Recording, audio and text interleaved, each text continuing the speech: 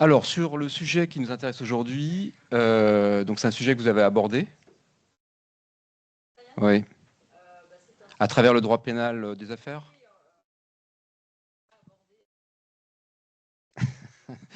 D'accord.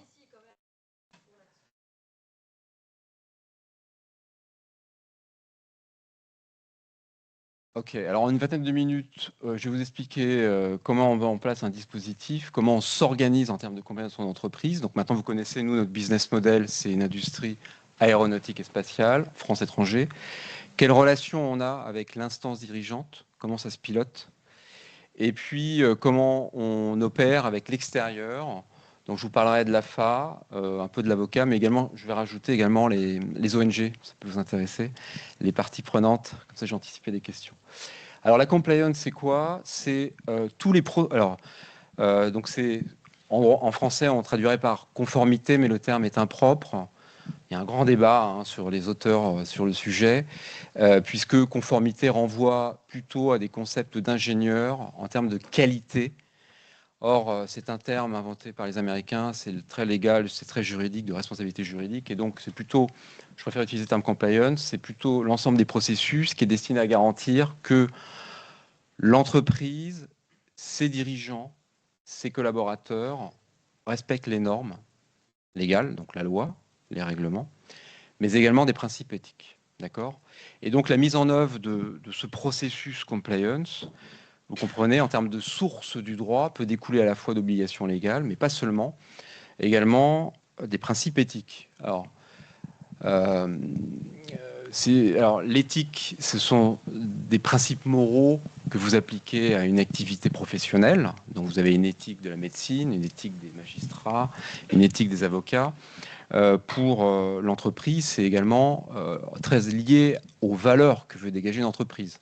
Si vous prenez une entreprise, qui n'est pas notre cas, plutôt en B2C, comme Danone, L'Oréal, etc., donc elle doit véhiculer des valeurs pour que les consommateurs que vous êtes continuent à avoir un respect dans ce produit. Donc vous n'avez plus de respect dans ce produit si vous apprenez que ces produits, déjà, ils ne sont pas respectueux de l'environnement.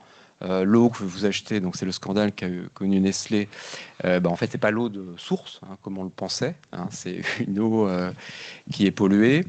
Si vous apprenez que votre équipementier préféré en sport, Nike, fait travailler les enfants au Vietnam ou en Indonésie, vous allez avoir un rapport différent avec le business. Donc vous voyez que là, ça peut être du respect de normes légales, mais surtout de respect de valeurs étatiques, de valeurs éthiques pardon, que vous recherchez. Donc voilà, donc c'est la compliance, c'est pas, vous l'avez compris, seulement donc la loi, c'est également un ensemble de valeurs. Donc c'est extrêmement important puisque les consommateurs sont attachés aux marques. Nous, Dassault Aviation, nos consommateurs étatiques, c'est-à-dire les ministères de la Défense français à l'étranger, mais également nos clients d'affaires, très grandes fortunes qui achètent des jets d'affaires, plusieurs millions d'euros. Ils sont attachés à ce qu'on respecte la loi, bien entendu, mais également aux valeurs qu'on véhicule. Si demain on décide pour gagner de la marge de faire fabriquer tous nos avions avec dans la supply chain des enfants, on va peut-être gagner de l'argent, mais on va perdre nos valeurs, on va perdre bien sûr les clients et la confiance qu'on peut avoir dans la marque. Alors les conséquences du non-respect pour une entreprise, que ce soit en termes légaux ou en termes éthiques, c'est tout ce spectre. Alors vous voyez, il est assez important. Ça va tout d'abord de sanctions pénales. Vous avez connu, vous avez entendu parler de l'affaire Airbus. Donc Airbus, c'est un de nos amis et concurrents à la fois. Donc Airbus, grosse entreprise franco-allemande, a été condamné par la justice française, la justice britannique et la justice américaine, en tout, à une amende de 2 milliards d'euros pour des faits de corruption. Alors, c'était un bâtiment juste derrière vous. Auparavant, c'était la direction des ventes d'Airbus. Était là, maintenant, c'est le campus, c'est des logements étudiants, je pense. Donc, la direction auteur des faits était ici. Et donc, pour vendre des contrats, donc cette direction a utilisé un intermédiaire, notamment en Afrique, qui était corrompu. Donc c'est la corruption qui permettait effectivement plus facilement d'obtenir des contrats. Sanction immédiate, 2 milliards. Donc imaginez déjà la résilience qu'il faut en termes économiques pour supporter 2 milliards, plus un monitoring d'abord fait un petit peu dans le cadre de l'enquête interne par des cabinets, puis ensuite par l'Agence française anticorruption pendant 5 ans. Hein, donc ils sont juste sortis de ça. Un monitoring, ça veut dire que vous n'êtes plus vraiment maître. Hein, vous avez au-dessus de votre tête quelqu'un qui vérifie tout ce que vous faites. Hein, donc vous avez perdu complètement votre autonomie. Bien entendu, une atteinte très forte à la réputation.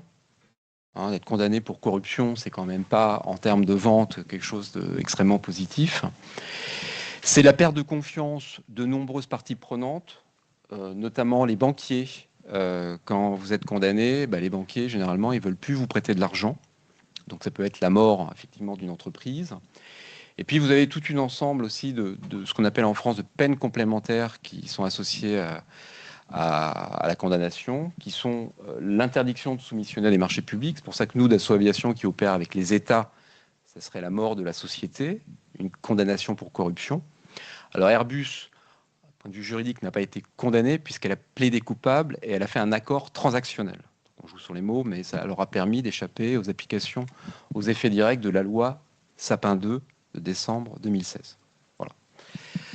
Voilà, donc des conséquences extrêmement importantes qui font qu'aujourd'hui, il n'y a plus une entreprise dans les pays occidentaux qui s'amuse à ne pas respecter la compliance de ce point de vue légal ou du point de vue des normes éthiques. Alors pourquoi j'ai rajouté occidental ?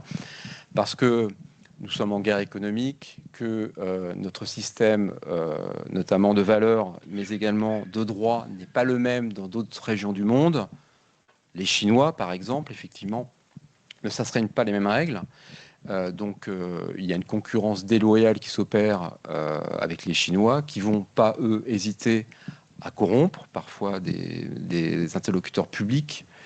Et puis, si vous prenez toutes les normes que l'Europe a créées en matière de droits humains ou de pollution, de lutte contre la pollution, les Américains ne sont pas soumis aux mêmes règles. Donc, vous avez, lorsque vous soumissionnez à des concurrences, vous avez une distorsion de concurrence entre l'entreprise européenne qui, elle, par exemple, en Inde, nous on est présent en Inde, donc toute notre supply chain, on s'assure qu'il n'y ait pas de travail des enfants, et des compétiteurs chinois ou américains qui vont être éventuellement moins regardants sur ce genre d'aspect. Donc ça, c'est des dimensions importantes. Donc la compliance, c'est un flux, un tsunami de réglementation qui concerne à la fois la corruption. Donc je vous ai parlé de la loi Sapin 2, Michel Sapin, décembre 2016, mais vous avez également la réglementation européenne qu'on appelle le Foreign Corrupt Practices Act, le FCPA, 1977. Alors le FCPA, qui est le premier texte de lutte contre la corruption, premier guide, il est pris en raison des turpitudes d'un de nos concurrents qui est Lockheed Martin, donc le F-35. Lockheed Martin, qui, dès les années 70, corrompent des sénateurs américains et des acteurs publics étrangers pour vendre leurs avions. Donc c'est intéressant. Donc on voit bien que le milieu aéronautique est un milieu dangereux, risqué en termes de corruption, parce qu'il y a beaucoup d'intermédiaires.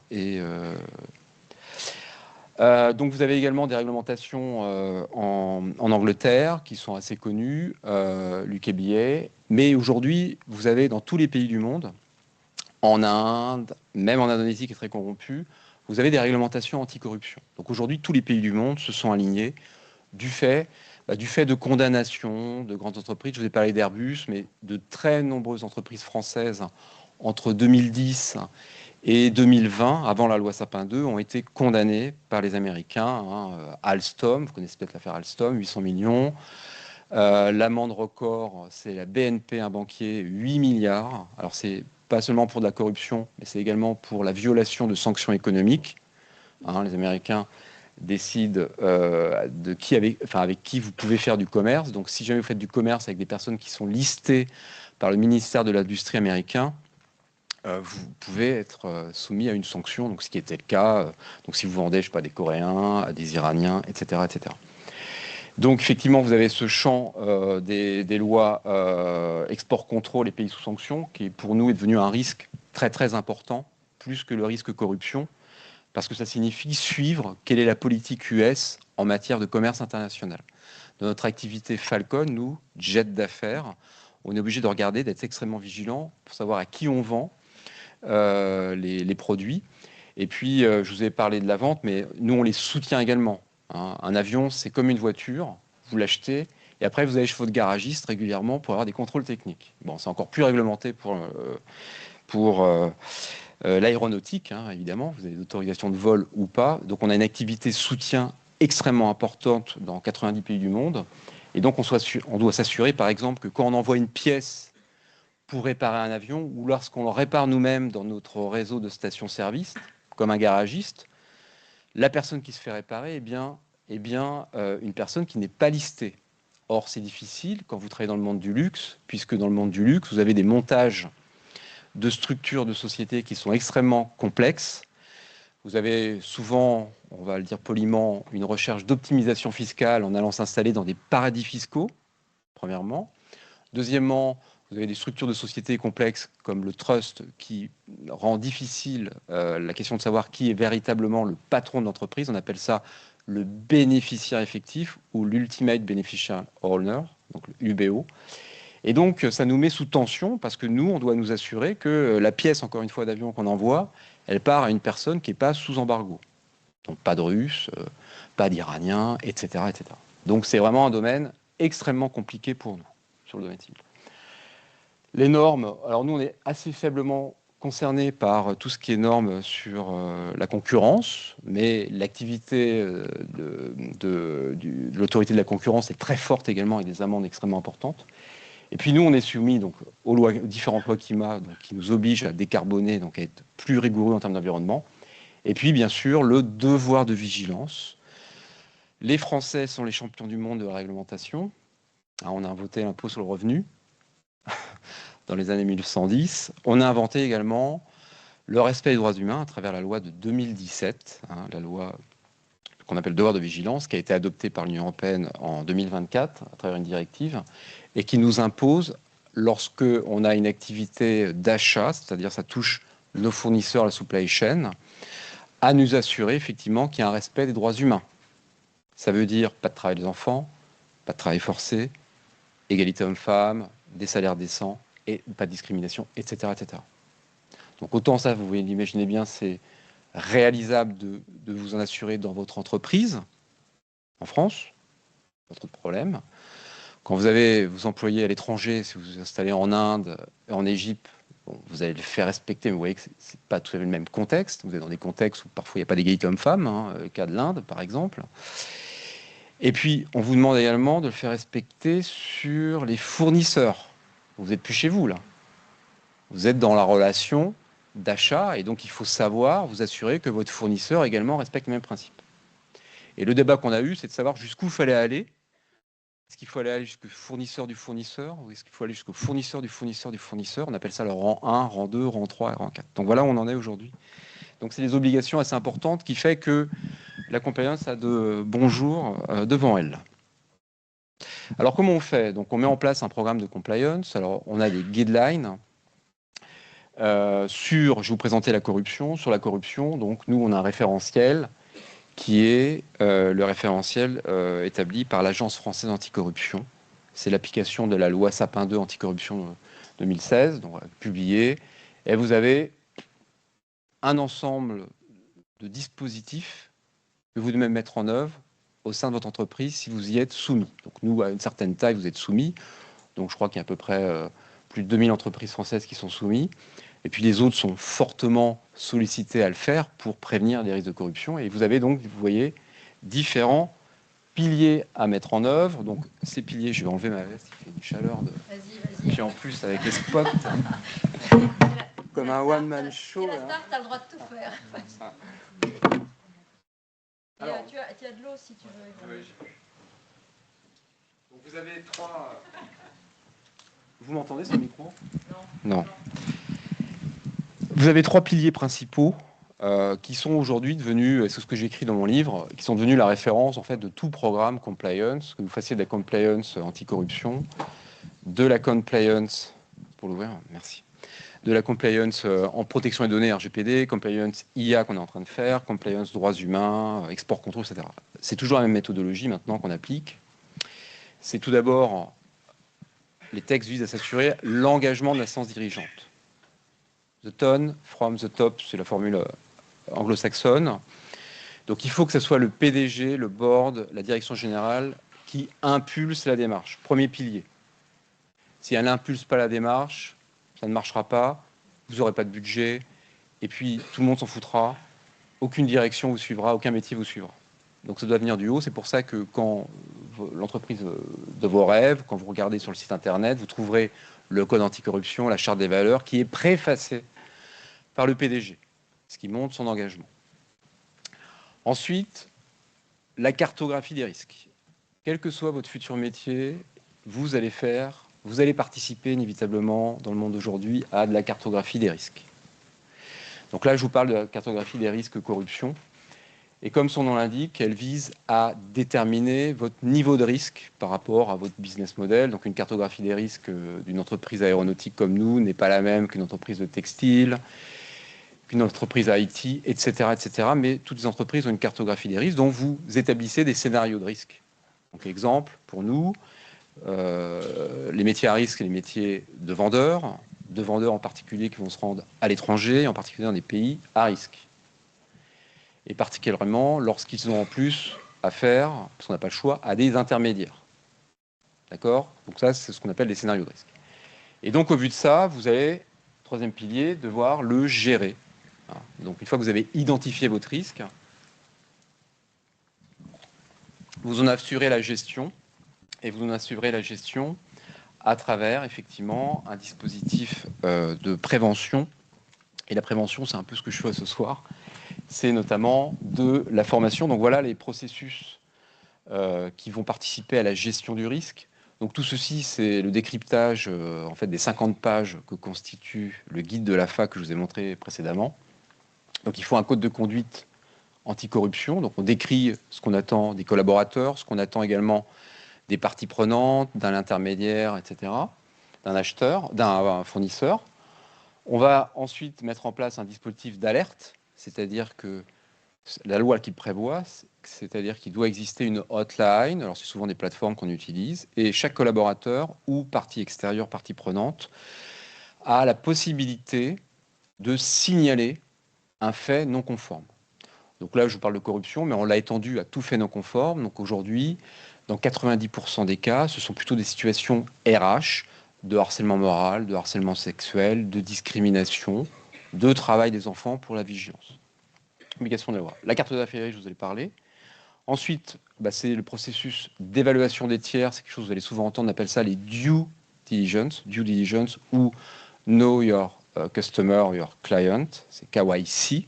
Donc ça, c'est un terme qui va souvent revenir. C'est un des piliers, c'est-à-dire que pour réduire mon risque, une fois que j'ai identifié les tiers, les parties prenantes avec qui je vais travailler, je regarde si je peux travailler avec cette personne. Donc très concrètement, je vends un avion, donc cette personne-là, quand bien même je suis dans un acte de vente, j'ai besoin de vendre, puisque c'est pour ça que je dois faire de l'argent, je vais m'assurer que ce client, il n'a pas un problème de corruption, il n'a pas un problème réputationnel, donc je vais, on dit, le screener, je vais l'évaluer. Donc ça, c'est une étape extrêmement importante. Donc on fait la même chose, bien sûr, pour les fournisseurs. Je vais m'assurer pour mes fournisseurs que ce n'est pas quelqu'un qui est condamné, qui a un problème réputationnel, qui fait travailler des enfants. Okay. Ensuite, on fait bien sûr le financier, donc on fait des contrôles comptables anticorruption. Donc il y a toujours un volet financier, puisque par définition, un acte de corruption, de prise illégale d'intérêt, de fraude, se traduit par un flux financier. Et puis, beaucoup de formation. Donc on forme nos collaborateurs régulièrement, nos métiers à risque. On leur fait des e-learning également qu'ils doivent réaliser au moment de l'embauche, des refresh, etc. Et puis, si tout ceci n'est pas respecté, sanction. Donc il y a un régime disciplinaire. Et enfin, comme tout dispositif, il faut de l'audit du contrôle interne. Donc moi, j'établis les règles, les polices, la police en fait, les procédures pour le groupe Dassault Aviation, et j'assure des contrôles, des audits, pour m'assurer par exemple que la politique achat qu'on a mis en place, donc on a une politique achat avec un certain montant, au-delà d'un certain montant on doit déclarer, il y a des cadeaux qui ne peuvent pas être acceptés, etc. Et donc par sondage, on va s'assurer quand on contrôle que par exemple la direction de la communication fait bien appliquer cette procédure. D'accord ? Donc on fait la même chose sur tout, le mécénat, le sponsoring, etc. Donc voilà comment ça fonctionne. Et donc le régulateur, qui est l'Agence française anticorruption, quand il vient en entreprise, il s'assure de la réalité de ces différents programmes. Et si ce n'est pas le cas, condamne, sanctionne l'entreprise. OK ?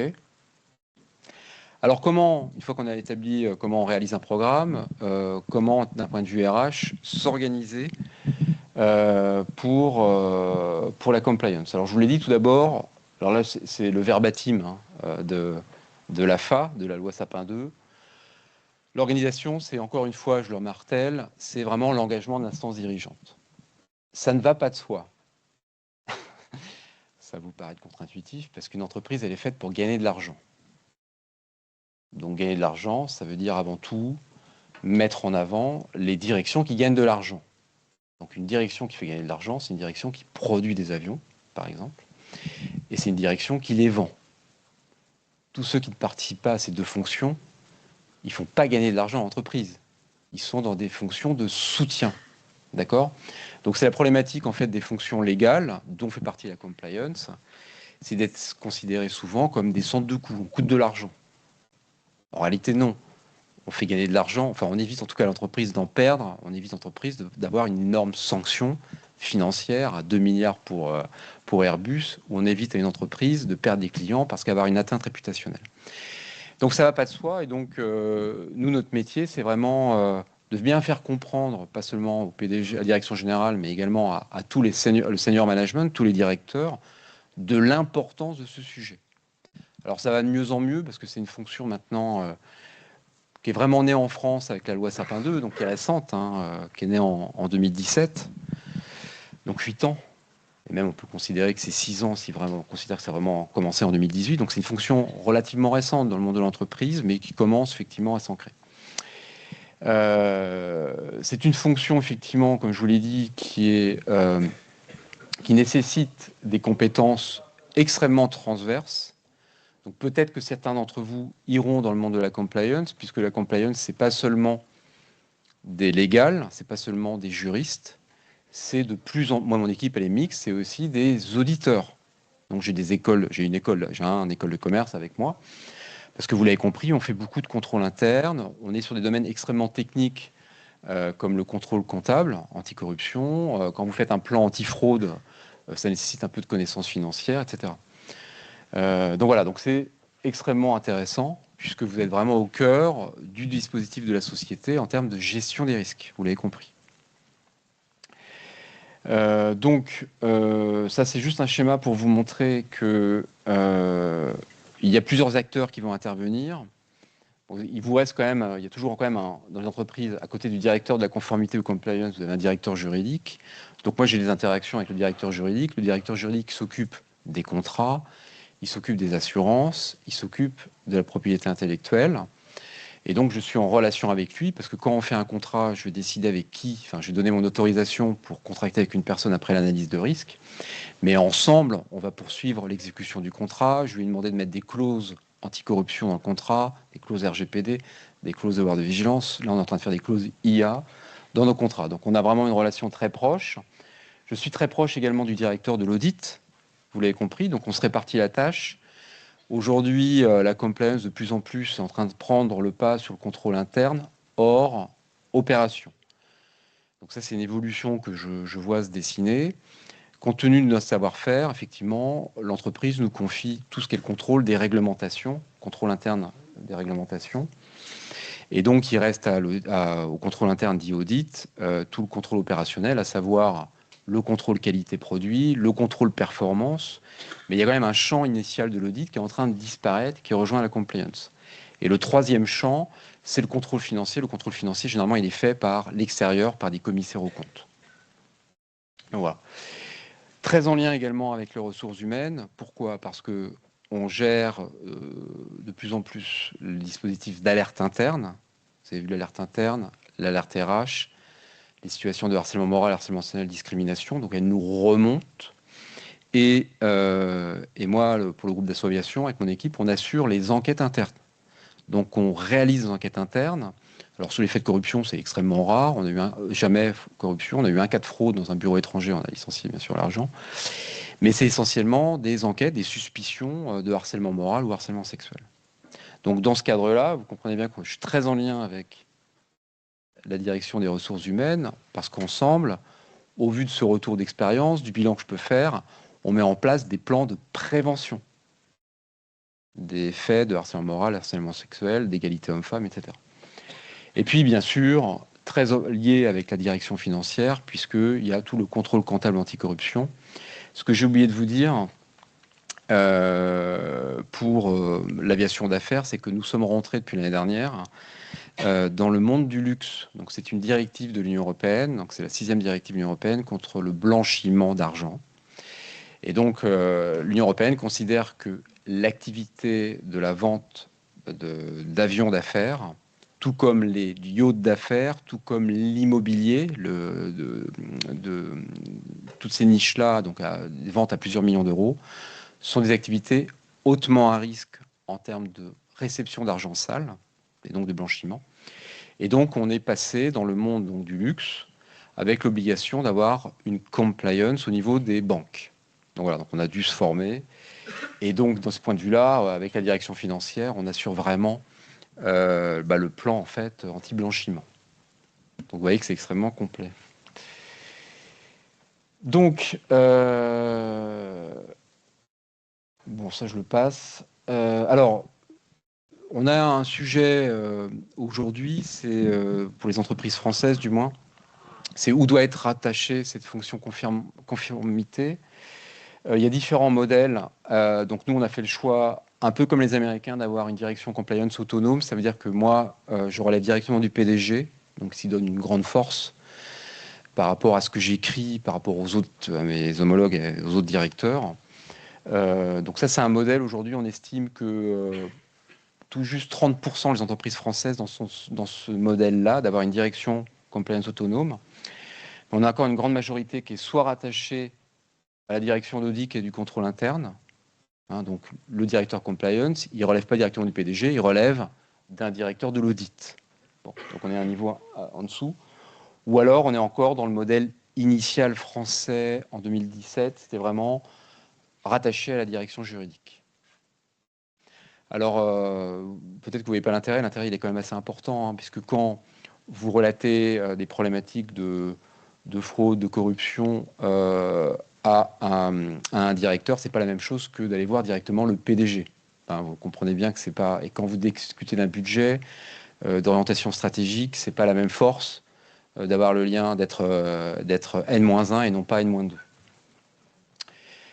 Et puis enfin, dernier modèle, dans certains groupes, c'est déjà très bien aussi, c'est d'être attaché au secrétariat général. Alors, donc, on a des relations régulières avec l'instance dirigeante, bien sûr.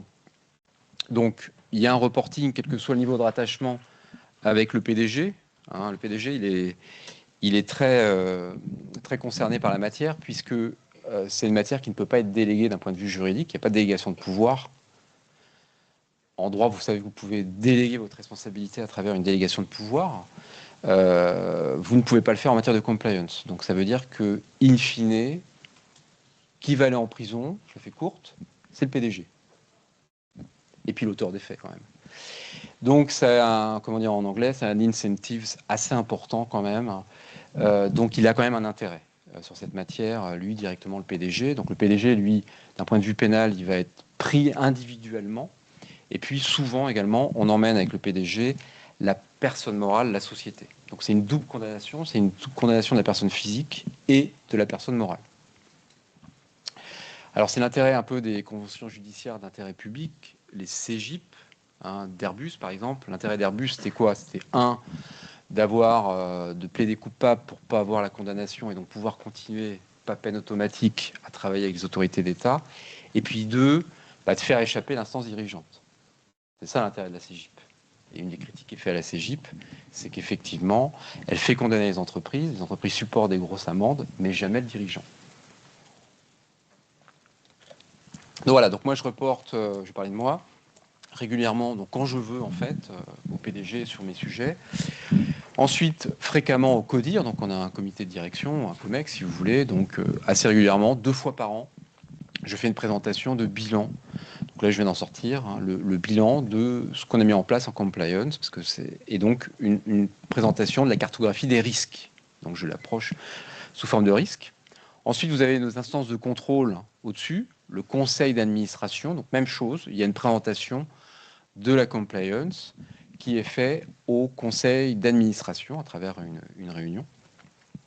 Et puis en interne, évidemment, alors, en interne, c'est très régulièrement communiquer ce qui est fait en matière de compliance. Donc ça se traduit par des messages. Il y a tout l'aspect formation dont je vous ai parlé.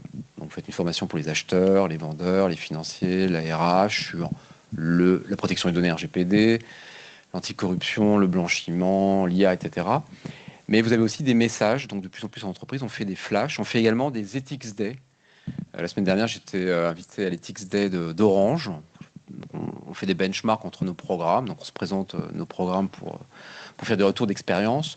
Donc c'est quand même des événements, si vous prenez Orange, 100 000 personnes, c'est quand même un événement qui rassemblait 3000 correspondants compliance du groupe Orange. Donc c'est quand même des gros événements. En France, bien sûr, à l'étranger. Donc c'est important de faire ces événements pour que la compliance, notre enjeu pour nous, c'est qu'elle devienne un élément culturel. C'est-à-dire, c'est même plus perçu comme une obligation de formation, c'est quelque chose de natif. C'est pour ça que nous, on a créé, pour tout nouvel entrant, un passeport compliance. Donc, il passe à travers nos fourches codines et donc il a droit à un parcours où on va effectivement le sensibiliser sur tous ces sujets. Alors, quelle relation avec les régulateurs? Alors, désormais, le directeur compliance, il est l'interlocuteur des autorités de contrôle. Donc, c'est ce que prévoit l'AFA. Donc, quand vous faites objet d'un contrôle de l'AFA écrit bien sûr au PDG, mais l'interlocuteur, celui qui va suivre le contrôle de l'AFA et répondre aux questions de l'AFA, c'est le directeur compliance. Même chose avec la CNIL, Autorité de contrôle pour la protection des données RGPD. Voilà, c'est la même chose pour tous les régulateurs. Aujourd'hui, c'est vraiment le point de représentation. Donc, c'est une délégation qui est faite en termes de mission, donc on est interlocuteur, mais le PDG, encore une fois, d'un point de vue juridique, il reste le responsable pénal. Donc il n'y a pas de confusion pour l'instant. Je pense que ça va évoluer. Alors un mot sur l'avocat. Peut-être certains d'entre vous se destinent à devenir avocat, ce qui est tout à fait de plus en plus commun après une école de commerce. Alors, l'avocat était au départ très présent dans le domaine de la compliance. Donc, quand il y a eu la loi française anticorruption en 2017, juste après la condamnation d'Alstom et au moment d'Airbus, les entreprises ont eu très peur. Elles ont été voir leur avocat. Les avocats ont fait tout le programme compliance. Ils ont fait les formations, ils ont fait les codes éthiques, ils ont fait les cartographies. Bon. Donc ça, c'était une niche qui est terminée aujourd'hui. Qui est terminée pour deux raisons. C'est-à-dire que tout d'abord, l'ensemble des grands groupes se sont dotés de départements compliance, j'en suis l'illustration. Alors nous, on est une petite équipe, j'ai oublié de vous dire, on est une équipe de 6. Dire c'est pas beaucoup. Bon, on est 6, mais en fait, j'ai un réseau de référents, d'ambassadeurs qui fait monter grosso modo à 30 personnes. Voilà, on est 30 sur 15 000 dans le monde pour ça. Donc désormais, premièrement, on s'est doté, les entreprises. Et puis deuxièmement, surtout en termes de compétences et de spécialisation, effectivement, c'est un niveau que n'ont pas les avocats. Un avocat, il fait du droit, il est là pour prévenir du contentieux, faire du contrat.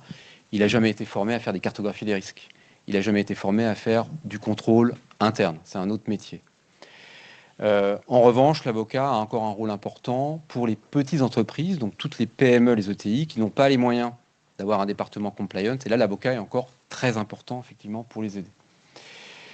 Donc, elle est plus ou moins étendue donc, dans le plan de conformité que je vous indiquais. Alors, on les utilise encore, nous, pour deux choses. L'alerte interne. Si on a une alerte extrêmement sensible et qu'on a vraiment un cas d'agression sexuelle pour lesquels on va devoir se séparer de notre collaborateur, peut-être même aller au pénal, dans ces cas-là, on va prendre un avocat. On sort le problème de l'entreprise, c'est l'avocat qui va réaliser l'enquête pour des faits graves. Si jamais un jour, on n'a pas le cas, mais on avait un fait de corruption, pareil, je ne prends pas, parce que moi j'irai négocier après avec l'autorité de régulation pour l'amende qu'on aurait. Donc, je ne peux pas mener l'enquête en interne, faire le contrôle interne et discuter après avec le régulateur. Donc, ça serait un avocat qui ferait ça. Et bien sûr, l'avocat est très important pour nous, pour la défense, alors j'ai mis pénale, également la défense au civil, mais la défense pénale de l'entreprise, évidemment. Donc il y a vraiment un rôle important de l'avocat. L'avocat est vraiment un partenaire important de l'entreprise. Voilà, le petit moment commercial. Bon, c'est le guide dont vous a parlé Diane, que j'espère qu'il est ici à la bibliothèque. Non, il n'y est pas. Bah alors, Il faut le dédicacer. faut que je demande les fonds à ma chef pour la... Donc voilà, donc faire un petit ouvrage, effectivement, qui m'était demandé par rapport à ces sujets. Voilà, donc j'ai fait court pour qu'on ait beaucoup de temps en termes d'échange. C'est le but, que je réponde à toutes vos questions sur ce sujet qui est peut-être encore un peu ésotérique pour vous. Merci. Déjà, on peut te féliciter et pour la synthèse et pour la clarté des propos et t'inviter à t'asseoir si tu veux. Oui, comme tu veux. Ouais. Ok. On va commencer. Moi, j'ai une question à te poser pour démarrer, puis après, j'espère qu'il y aura un pléthore de questions. Sean aussi a une question. Ma question est la suivante. J'ai bien compris que la compliance avait beaucoup d'importance chez Dassault. Mais d'abord, est-ce que ça n'a pas toujours été le cas? Est-ce que ces obligations vous ont obligé vraiment à repenser la gouvernance de l'entreprise autrement? Et une question qui va avec, aujourd'hui, tu as vu qu'avec les mouvements politiques et géopolitiques, on est en face d'un recul de la RSE, notamment avec la loi Omnibus qui vient suspendre la directive CS3D, donc la vigilance européenne. Est-ce que tu penses que effectivement ces mouvements économiques et géopolitiques vont mettre un frein à ce mouvement de compliance ou est-ce que ça va continuer? Alors, je réponds historiquement, parce qu'en plus, c'est comme tu l'as présenté dans tes deux questions. Alors, première question, Dassault Aviation, comme beaucoup d'entreprises, a une démarche récente en matière de compliance. Alors, c'est pas qu'elle n'était pas compliant avant, c'est qu'avant, il n'y avait pas un texte structurant en France, qui est la loi Sapin 2, en 2016, et donc a obligé Dassault, comme les autres entreprises, à se doter d'un programme compliance. Alors, Dassault Aviation, ça a même été différent, c'est qu'elle fait partie de la première vague 2018 des entreprises contrôlées par l'AFA. Donc du coup, le problème a été vite réglé. Il fallait mettre en œuvre un programme structuré de la compliance. Ce programme structuré de la compliance a conduit des réorganisations. Tout à fait. Alors déjà, la création d'une direction plus ou moins étoffée et notamment à changer le reporting qu'il pouvait avoir sur pas mal de sujets, notamment le reporting qu'on avait avec nos propres bureaux à l'étranger et nos propres filiales. Auparavant, les bureaux à l'étranger, donc un bureau, c'est une structure qui accompagne la vente du Rafale dans un pays. Et puis on a carrément parfois, quand c'est plus gros, des filiales. Et auparavant, il est vrai que les bureaux et les filiales étaient plus livrés à eux-mêmes. Et je pense moins compliant aux règles françaises, voire même parfois les règles locales. Deuxièmement, je réponds toujours à la première question. Deuxième élément, il y a quand même, dans le milieu aéronautique, il y a avant et après l'affaire Airbus. Je crois que ça a tétanisé tout le monde. Pour Dassault Aviation, très clairement, Dassault Aviation n'aurait pas pu survivre à une telle condamnation. Donc il y avait vraiment l'air du temps avait changé. Il y avait une obligation vraiment de mettre en place un programme compliance. Alors sur ta deuxième question, donc vous le savez effectivement, lorsqu'on écoute notamment depuis la fin de l'année dernière et surtout depuis le début de l'année, le début du mandat Trump, première puissance du monde, qui dit quand même que la règle ça sert à rien. Alors déjà les règles anticorruption. Alors en fait sur les règles anticorruption, donc il a dit qu'il faisait une suspension au FCPA, qui est le code anticorruption américain. Alors en fait il a un petit peu menti. Et ça on s'en est rendu compte en fin juin, parce que fin juin il a donné une directive à tous ses procureurs au DOJ en disant je vous demande de concentrer vos efforts sur les entreprises concurrentes des intérêts américains. Donc on savait déjà qu'on utilisait les normes américaines contre les entreprises européennes. Il y avait vraiment une instrumentalisation, on appelle ça le lawfare. Mais là, c'est très clairement affiché. C'est même la première fois que c'est très clairement affiché. Donc, effectivement, contrairement à ce que dit Donald Trump, les règles anticorruption ne sont pas abandonnées. En tout cas, nous, en France ou en Europe, il n'y avait pas de sujet là-dessus. Mais c'est vrai que ça introduit quand même une confusion générale sur le monde de la compliance, parce que ça accompagne effectivement le fait que, bon, alors la corruption, on s'en fout, puis on s'en fout également de tout ce qui est respect, le climat. Vous savez qu'ils contestent effectivement les diagnostics du climat, les accords de Paris, et alors encore plus les droits humains. Donc ça introduit effectivement, on l'a bien vu, un recul en Europe. Le meilleur exemple, ce sont les Allemands. Les Allemands sont les pères fondateurs de la directive européenne Vigilance. Ils ont été, le gouvernement allemand, très marqué par les Verts. Ils ont été très loin, puisque dans le respect du devoir de vigilance, ils voulaient descendre jusqu'au, faut rappeler les rangs 1, 2, 3 dont je vous ai parlé, ils voulaient descendre très très bas, rang 1, rang 2, rang 3. Et puis, ils ont complètement, vous savez qu'il y a un changement gouvernemental, ils ont complètement opéré un basculement, et ce sont eux qui ont fait adopter l'omnibus, notamment avec les Français, et qui vient restreindre, suspendre pour l'instant ce que je vous ai présenté sur le devoir de vigilance droits humains. Alors nous, d'un point de vue juridique, ça ne change rien, puisqu'on a toujours la loi française. La loi française est toujours là. Et les parties prenantes, j'ai oublié de vous en parler, les ONG, vous me poserez la question, les ONG sont toujours là pour assigner les entreprises françaises devant le tribunal judiciaire de Paris en cas de non-respect des droits humains. C'est le cas, vous savez, de Total, ça a été le cas de Vinci pendant les JO, la Coupe du Monde du Qatar. La Poste a été condamnée, sur une mauvaise cartographie notamment. Donc voilà, c'est toujours présent pour nous. Donc ma réponse au sujet, c'est que on est sur une tendance conjoncturelle, mais on voit bien que dans la construction du droit de la compliance et de ce qu'on appelle l'ESG, c'est-à-dire une gouvernance responsable, donc la responsabilité sociétale d'entreprise ou ESG, on voit qu'on est dans une tendance à très long terme et que on connaît une période de trouble, mais évidemment elle reviendra. Mais qui impacte la France et l'Allemagne, mais qui n'impacte pas les autres Exactement. pays européens puisqu'ils n'ont pas de loi. Exactement. Donc ça pose un problème, ce que je vous disais, par rapport à nos compétiteurs, qui n'ont pas cette propre règle.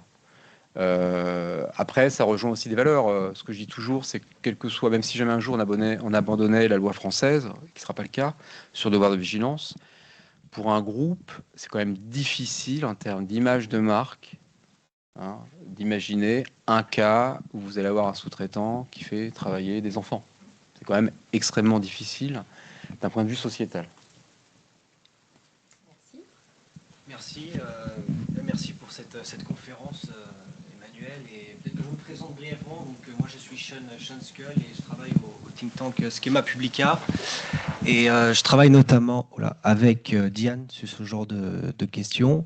Et j'aimerais revenir sur, vous l'avez mentionné au début, que lorsque une entreprise fait un acte de corruption, elle peut perdre des financements et notamment bancaires. Et aujourd'hui, l'industrie de l'armement arrive à se financer. Il y a trois leviers. Il va y avoir la vente de contrats, l'obtention de contrats, notamment à l'étranger, avec des puissances comme l'Inde, par exemple, ou l'Arabie saoudite. Ensuite, il va y avoir également le soutien de l'État. Et ensuite, il y a un troisième type de financement qui va être les prêts bancaires. Et vous l'avez soulevé, il y a aujourd'hui, avec ces critères RSE qu'il faut respecter, il y a des banques qui sont réticentes de prêter à des entreprises dans le domaine de l'industrie de l'armement comme Dassault. Et c'est un paradoxe parce qu'aujourd'hui, il y a une nécessité de se réarmer parce qu'on est dans un monde conflictuel où il y a le retour de la guerre. Et ma question serait, les critères de ESG sont-ils justement un frein à ce financement des entreprises de la défense? Et si oui, comment articuler la nécessité de se réarmer, mais aussi de respecter ces fameux critères environnementaux, de gouvernance et sociaux? Très bonne question. Alors, la réalité du business, c'est effectivement aujourd'hui, sur nos programmes, ce sont des pôles bancaires qui accompagnent nos programmes de vente de Rafale à l'étranger. Et effectivement, moi je constate, ça fait 5 ans que je suis de Dassault Aviation, enfin c'est ma 5e année, que les questions sont de plus en plus intrusives. pour l'instant, on n'a pas de problématique de financement à notre niveau, nous, Dassault Aviation, Safran non plus, Thales non plus, mais notre écosystème défense, nos petits fournisseurs, le Rafale, c'est 140 fournisseurs. Il y a 140 entreprises françaises à 99% qui participent à la construction du Rafale. Enfin, nous, on l'assemble complètement, mais voilà, on fait travailler 140 entreprises. Dans ces entreprises, il y en a qui peuvent avoir des difficultés, effectivement, à se faire financer aujourd'hui par des banquiers. Alors, pour quelles raisons? Alors, parfois, effectivement, pour des considérations idéologiques, même si la guerre en Ukraine, bien entendu, a quand même entraîné un regain de sursaut national, de nécessité de souveraineté nationale, donc c'est quand même quelque chose qui a disparu. Mais avant la guerre en Ukraine, effectivement, il y avait des banquiers, et certains banquiers, ou des fonds qui ne voulaient plus investir dans le militaire. Bon, la guerre en Ukraine s'arrêtera à un moment donné, il y aura une fin, et je pense que ce mouvement reviendra, effectivement, où, par idéologie, certaines personnes ne voudront pas financer du militaire. Et puis, deuxième levier, c'est effectivement le fait, alors imaginez, nous, on a deux tares, hein. On pollue, et on est en plus un industriel militaire. Autant vous dire que c'est compliqué. Et donc, j'ai également des questions, en dehors du programme de corruption, anticorruption que je dois présenter, anti-blanchiment que je dois présenter, avec des questions vraiment voilà, très intrusives. C'est-à-dire qu'il faut vraiment démontrer que vous avez quelque chose de robuste. On a de plus en plus de questions sur les droits humains. On a mis en place, nous, dans notre filière, notamment en Inde, on est très présent, un véritable programme pour prévenir. Ce n'est pas à 100%, on ne peut pas garantir à 100% que dans nos fournisseurs, parce qu'on n'est pas chez eux, qu'il n'y aura jamais un travail des enfants, mais on a mis en place énormément de mesures pour que ce soit très concret pour vous. Donc on met bien sûr des clauses contractuelles. Ils ont adhéré à on a pris un code fournisseur où on exprime nos valeurs très très clairement. Moi, quand je vais sur place, les principaux, je les ai rencontrés. Je leur ai expliqué qu'en tant qu'entreprise européenne et française, s'ils voulaient travailler avec nous, ils devaient rentrer dans un écosystème et qu'on avait ces valeurs-là, pas de travail des enfants. Bon, on a une chance, c'est contrairement aux industries textiles, c'est un domaine un petit peu technique. Et donc, il y a quasiment zéro risque d'avoir un travail des enfants, on va dire, en dessous de 14 ans. Bon. Par contre, si vous êtes en textile, si certains d'entre vous ont été en Inde, il suffit d'aller dans le vieux Delhi et vous verrez partout des petits ateliers avec des enfants. Donc voilà, donc, moi j'ai la chance d'être dans un secteur d'activité, un business, où on n'est pas confronté à ça.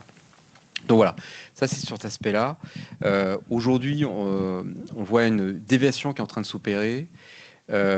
C'est la recherche parfois de la responsabilité des industriels sur l'utilisation de leur équipement.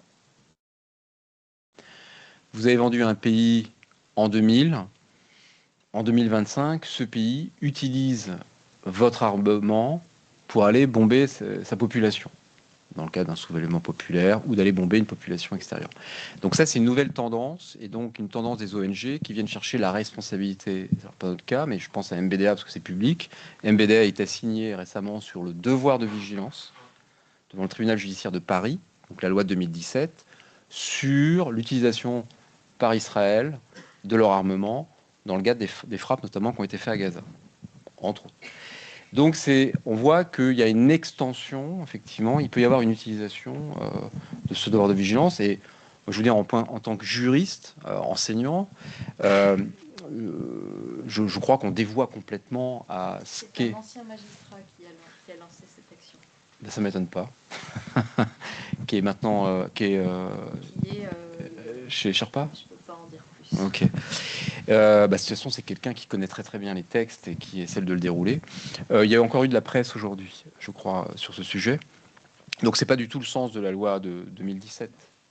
On n'est pas du tout dedans. Les normes ESG, on est sur autre chose.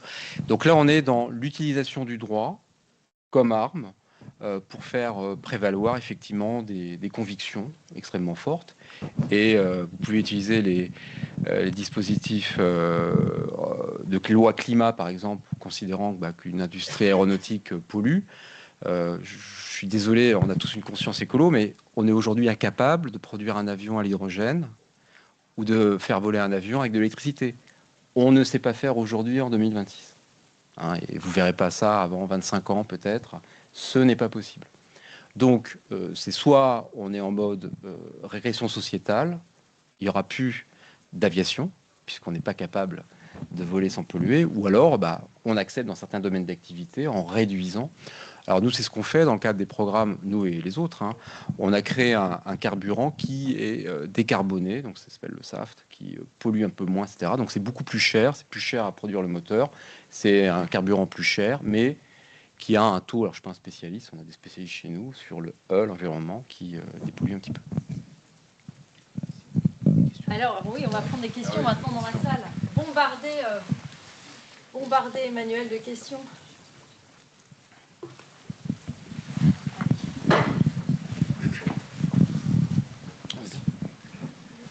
Bonsoir monsieur, merci beaucoup pour votre présentation.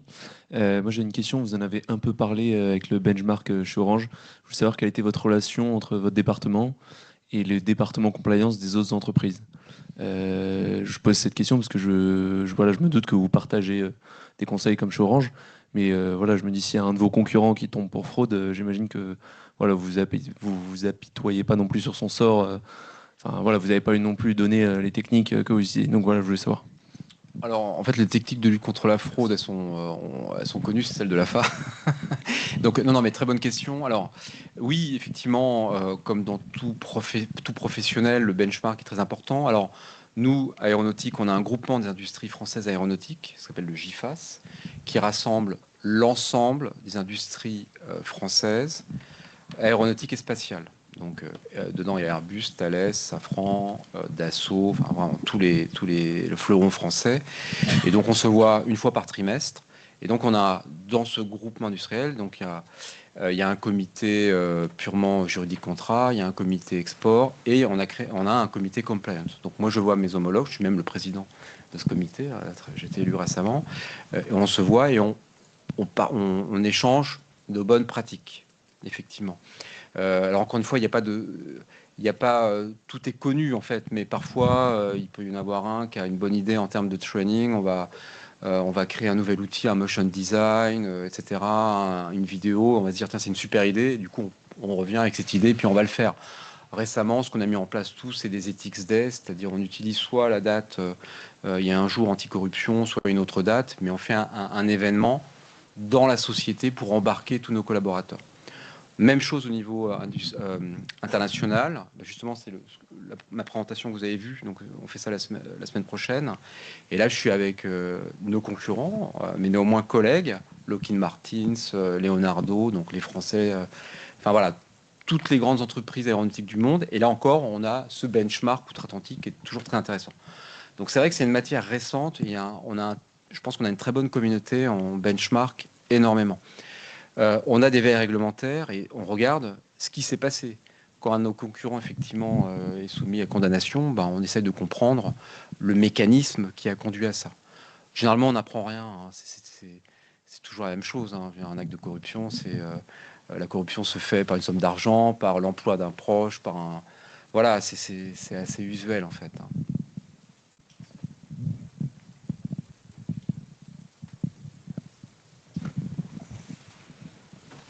J'espère que j'ai suscité des vocations.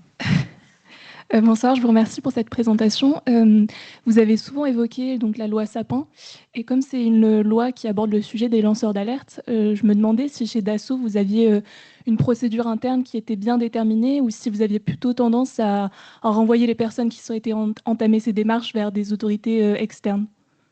Non, alors en fait, le statut de whistleblower, le lanceur d'alerte, il est né en France à travers la loi Sapin 2, vous avez raison, il est né en 2016. Avant, il n'existait pas. Et donc, il est né sous l'angle d'énoncer de la corruption, parce que c'est les Américains qui avaient ça, effectivement, c'était le système. Et en fait, alors il y a une grande évolution, c'est la loi Wasserman de mars 2022 qui a obligé les entreprises à se doter également de l'alerte interne pour tous les faits de harcèlement sexuel, harcèlement moral, discrimination. Et vous ajoutez à ça l'obligation, dans le cadre de la loi du devoir de vigilance de 2017, également d'avoir un système de signalement interne des atteintes aux droits humains. Tout ceci a fait que toutes les entreprises, on s'est doté d'un dispositif de lanceur d'alerte. Alors nous, je vais vous dire, on a créé, pour l'instant, on a une boîte mail fonctionnelle qui est veillée par un de mes collaborateurs, un numéro de téléphone. Et donc, on récupère sur le site internet, on a cette adresse, ce numéro de téléphone, et donc on récupère toutes les alertes de l'ensemble du groupe d'assaut aviation. Donc voilà, c'est comme ça qu'on les recense. Et donc, on les traite après en recevabilité ou pas. On a parfois des alertes farfelues. Exemple, changement des horaires de cantine. Tiens, je vais me plaindre à travers le dispositif d'alerte interne. Bon, c'est une anecdotique, mais donc on a un peu d'irrecevabilité. Mais après, on les traite. Donc, les enquêtes sont réalisées soit par la direction RH quand il n'y a pas d'enjeu particulier, soit directement par nous, avec des conclusions, puis à la fin, des décisions. Donc, aujourd'hui, ça, c'est le dispositif qui est obligatoire pour toutes les grandes entreprises. Les petites sont pas parce qu'il y a des seuils, les PME sont pas encore soumises à ça. Moi, je vois que des intérêts à ce système. Ça a très clairement permis de mettre fin à des pratiques ou des situations qu'on laissait un petit peu sous le tapis. Je parle surtout en termes de RH, situations de harcèlement moral ou agissement sexiste. Il n'y a pas de crainte de la part du lanceur d'alerte? Non, chez nous, non. De C'était ça un peu l'idée. Ouais. Chez nous, absolument pas. Alors, en fait, il faut savoir que déjà, ce dispositif permet l'anonymat. Ça, c'est très important. L'anonymat. Nous, on a eu une seule fois un anonymat, et la personne, très rapidement, l'a levé parce qu'elle s'est rendue compte qu'elle voulait participer à l'enquête. Il n'y a pas eu de problème. Alors, il faut savoir que la loi punit de 2 ans d'emprisonnement toute mesure de rétorsion ou de rétorsion contre le signalant, ou d'atteinte à la confidentialité. C'est-à-dire qu'on est obligé de garantir très peu à en connaître. Donc, ça va être un secret qui va être gardé. Alors, c'est pas toujours facile. Mais donc, on a les obligations qui sont assez strictes par rapport à ça. Donc, nous, à notre niveau, pas confrontés à ça. Après, quand je fais le benchmark avec nos autres collègues, ils utilisent souvent, eux, alors pour les groupes, pour les Orange, 100 000 personnes, ils ont des plateformes qui recueillent effectivement partout dans le monde les signalements. Puis pareil, après, eux, ils gèrent en faisant de l'enquête interne. Donc, c'est des dispositifs qui marchent assez bien. Si le sujet vous intéresse, alors il y a quand même une distinction entre le modèle européen, parce que c'est une directive européenne qui l'a imposé, et le modèle anglo-saxon américain. C'est qu'aux États-Unis, ils sont rémunérés. Ils sont très, très fortement payés. Ils sont payés soit par le DOJ, par le SEC, c'est-à-dire l'équivalent boursier. Et c'est plusieurs millions d'euros d'amende. Donc ça peut poser un problème éthique, quand même, du signalant qui veut se faire de l'argent, même s'il permet, mais c'est le système américain, vous savez, c'est les rewards, vous cherchez quelqu'un, enfin on paye pour avoir des informations, pour faire avancer une enquête, c'est vraiment une autre culture. Donc nous, c'est interdit. Donc voilà, donc c'est gratuit. Donc vous avez des scandales qui sont nés.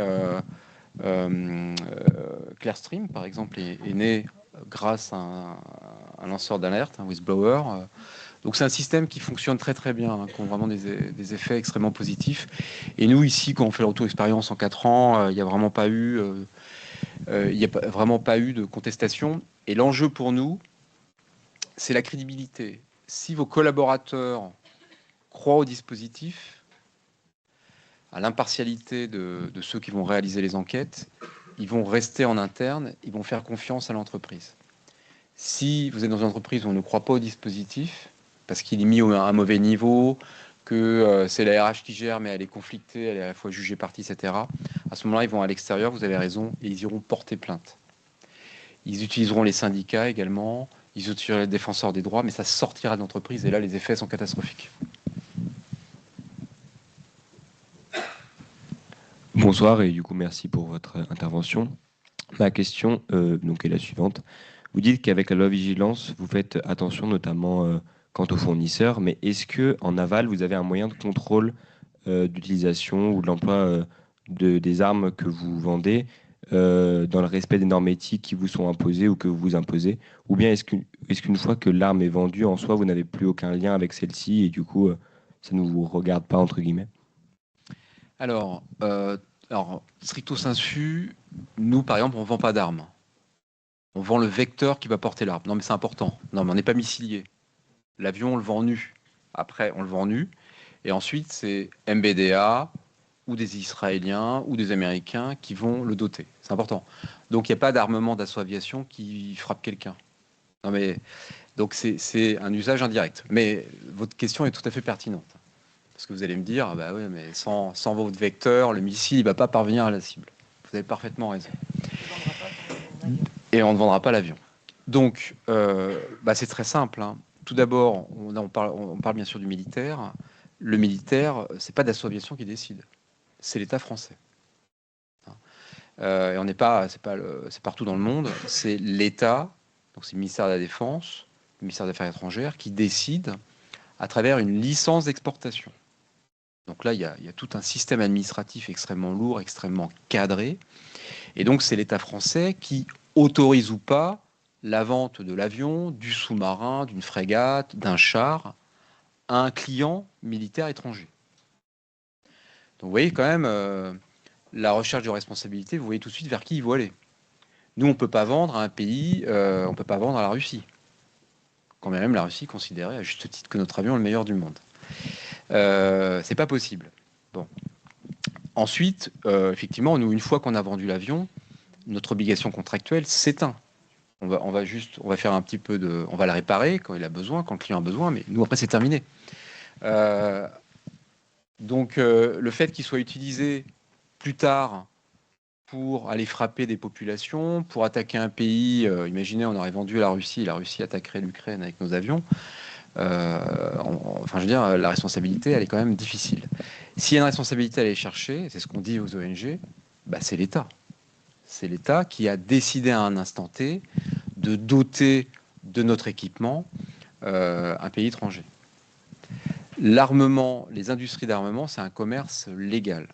Il faut comprendre, quelles que soient les convictions qu'on peut avoir, je veux défendre mon pays, ou je considère que je n'ai pas besoin d'armée parce que c'est un autre qui va me défendre. Alors, méfiez-vous, par exemple, du bouclier américain, on voit ce qui se passe aujourd'hui. Bon, ça peut être un choix de souveraineté, mais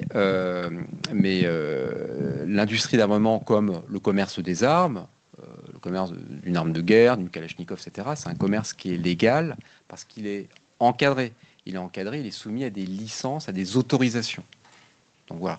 Donc c'est un commerce licite, très encadré par l'État, et donc c'est l'État qui décide in fine qui sera le client militaire. Donc nous, on ne peut pas mettre fin à un contrat qui est initié avec un pays qui, à un moment donné, va attaquer un autre pays. C'est l'État français qui va dire stop. Donc l'État l'a fait, à ma connaissance, à une seule occasion. Il y avait une fourniture, c'est Naval Group, il y avait une fourniture de frégates qui était prévue pour la Russie. Au moment de... C'est François Hollande qui a pris la décision, donc c'était au moment de l'invasion, pas de l'Ukraine, mais de la Crimée, enfin de l'Ukraine, mais Crimée. Et donc la France a décidé de mettre fin au contrat. C'est pas Naval Group, c'est la France qui a mis fin. Il y en a une à gauche, jaune, et après il y en aura une à droite.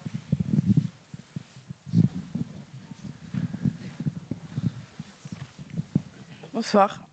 Dans le cadre d'innovation, comme le drone qui va accompagner Rafale, par exemple, qu'est-ce qui se passe légalement au niveau international? Est-ce que vous devancez des règles ou est-ce que vous évoluez avec les règles au niveau international, au niveau français? Alors, vous pensez à quelle règle? Je veux dire, parce que c'est quand même des innovations, un drone qui peut attaquer, par exemple. Comment ça se passe légalement? Alors, le drone, comme un avion, a des autorisations qui vont être faites par le gouvernement.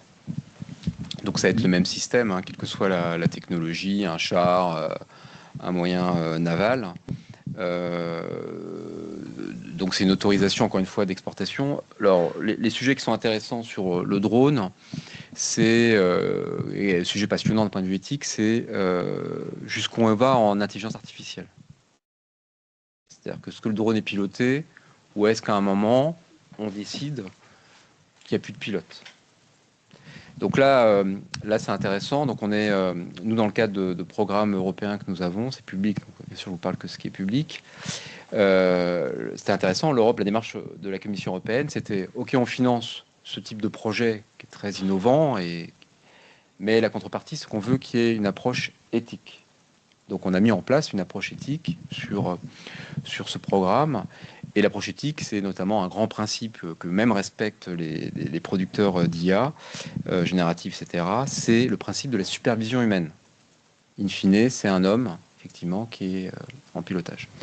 Les Américains, semble-t-il, ont une approche complètement différente en termes de drones, puisqu'ils ils utilisent déjà des drones qui sont complètement autonomes.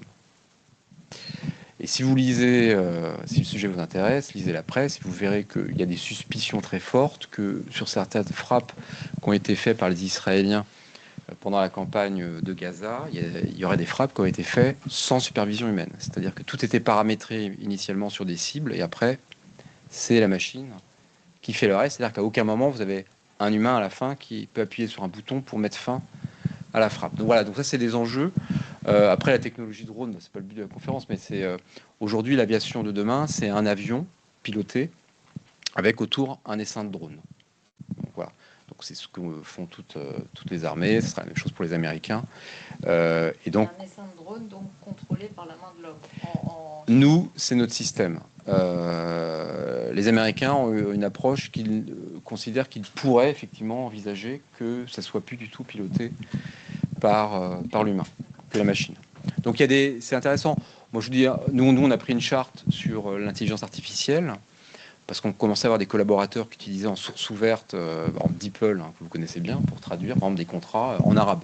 Sauf que ça pose problème quand même en termes de confidentialité. C'est pas hébergé chez nous. Donc, on a pris en urgence une charte. Et alors, c'est très intéressant de faire cette charte parce qu'effectivement, c'était réfléchir, où est encore le rôle de l'humain. Et donc, notre charte fait que nous, Dassault Aviation, on n'envisage pas, en tout cas, c'est pas possible avec notre charte, de faire un process de recrutement ou de licenciement intégralement automatisé par une intelligence artificielle. Ce qui est tout à fait possible aujourd'hui et qui n'est pas contraire au droit du travail. Je n'ai trouvé aucune disposition au Code du travail qui oblige un humain, une personne physique, à participer à des entretiens de recrutement ou de licenciement. Ça, votre sagacité. Qu'en pense notre professeur de droit Sincèrement, j'ai jamais été chercher jusque-là. Il faut chercher le détail, mais Ça va être un sujet, Olivier. ouais, c'est un sujet. très Ouais. intéressant. Spécialiste du droit social. Mais ça me paraît curieux quand même, parce que l'entretien de licenciement, normalement, il doit être mené par une personne qui a le pouvoir de décider de la suite et qui appartient à l'entreprise. Par exemple, il y a une jurisprudence là-dessus. Un employeur ne peut pas déléguer son avocat pour conduire l'entretien de licenciement. Hein, et donc, ça doit toujours être normalement quelqu'un. Donc, ça, c'est les règles actuelles. Mais là, l'obligation d'avoir une personne physique, moi, ça me surprend quand même. Ça me surprend quand même. J'ai regardé ça, tu vois. En fait, c'est toutes les technologies. Moi, je l'ai vécu dans mon ancien métier, là, directeur juridique, gendarmerie, etc. Quand on faisait les textes de loi, on a parfois, les évolutions sont telles que parfois un droit codifié en années 80 ne prévoit pas. On avait un vrai problème sur le vol du téléphone à l'arraché. On n'avait pas d'infraction pénale, le vol avec violence du téléphone, etc. Donc, ou alors le fait d'utiliser, vous savez, une téléphone, le fait de filmer une personne, je me rappelle, ça m'avait marqué. Le fait à l'époque de filmer une personne qui se faisait tabasser n'était pas couvert par une incrimination. Donc on ne pouvait pas le poursuivre. On ne pouvait pas poursuivre une personne qui n'agissait pas. Ça va évoluer. Voilà. Le droit évolue avec la Il y aura des évolutions. Je cite. On prend une dernière question Oui. et après on va tous se diriger vers le cocktail. Comme ça, vous pourrez profiter d'Emmanuel qui part à Icare, c'est ça? Ouais, je dois partir à Icare, je suis désolé. Bonsoir, merci pour votre intervention. Donc, j'avais une question. Dans une situation où un contrat présente un fort potentiel économique, mais comporte aussi des risques éthiques ou de conformité importants, jusqu'où le service compliance a-t-il réellement le pouvoir d'influencer, voire de bloquer la décision finale? Très bonne question. Le pouvoir de dire non. La pression qu'on va avoir du chef des ventes. Elle va nous faire ça, c'est un contrat. Donc moi, je parle quand même d'avion à chaque fois, c'est plusieurs millions d'euros. Alors, oui, c'est arrivé, et c'est toute la crédibilité du système et du responsable compliance de dire non. On ne va pas le faire, parce que le risque est trop grand. Donc c'est rare. En 4 ans, moi, ça m'est arrivé une fois. Donc on n'a pas... L'avion, on l'a vendu à quelqu'un d'autre. Parce qu'on n'a pas 1 million d'avions, donc ça se vend. Mais on a refusé, donc il y a eu de la tension avec le responsable des ventes sur cela. Alors pourquoi ça n'arrive plus? C'était à mes débuts. Ça n'arrive plus parce que on a tellement en amont conditionné tout le monde. On a formé tous nos acheteurs, nos vendeurs, pardon, on parle de vente. On a formé tous nos vendeurs. Nos vendeurs, ils savent, dès qu'ils vont être en prospect avec un client, s'ils vont pouvoir nous présenter le dossier. Vous comprenez? Donc s'ils sont dans une région à risque, il y a des régions à risque, ils savent que c'est non. Donc ils ne prospectent plus dans ces régions à risque. Si jamais on ne connaît pas le bénéficiaire effectif derrière la structure, ils savent que ça sera un non. Donc, ils n'y vont pas. Si on a des grandes interrogations sur le mode de financement, vous avez compris qu'on est dans le luxe, comment on reçoit l'argent, le blanchiment, ils n'y viendront pas. Donc, en fait, le travail, c'était en amont de bien former, sensibiliser effectivement nos acheteurs qui, du coup, ne vont pas présenter contrat. Donc, en fait, c'est un ongoing process, c'est-à-dire que tout au long du process, on va récupérer, nous, un ensemble d'informations en temps réel qui va permettre tout de suite de dire si on va au bout. Et donc, du coup, quand on arrive au bout, maintenant, à 98%, il n'y a pas de sujet. Mais ce n'est pas facile, effectivement. Donc ça, c'est quand, sur des situations qui sont claires, des situations qui sont moins claires, on a un comité. Donc, je ne suis pas tout seul à décider. Il y a moi, il y a le directeur des contrats, le directeur juridique, le directeur des achats. On est 3, parfois le directeur financier. Et à plusieurs, on va mesurer le risque et collégialement prendre une décision. Le but, c'est de pas aller voir le PDG en lui disant voilà, on a un désaccord, on te demande de trancher. Alors, c'est arrivé une fois, sur le cas où j'ai dit non. Voilà, exactement. Donc voilà, mais c'est un vrai sujet. Je pense que c'est en train de disparaître dans les grosses entreprises parce qu'on a des processus tellement robustes maintenant que les gens savent.